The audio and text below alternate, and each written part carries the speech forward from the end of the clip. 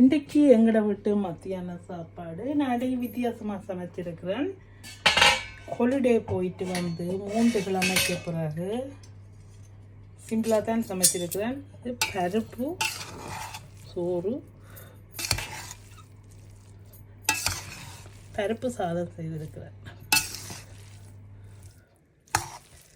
Okay, இதுக்கு நிறைய கறி தேவையில்லை. இதை வந்து குளியாமலும் எடுக்கலாம். நான் இன்றைக்கு பெரியசாக நிறைய கறி ஒன்றும் வைக்காததால் கொஞ்சம் குழச்சி எடுத்துருக்கிறேன். அடுத்தது உருளைக்கிழங்கு பொரியல்.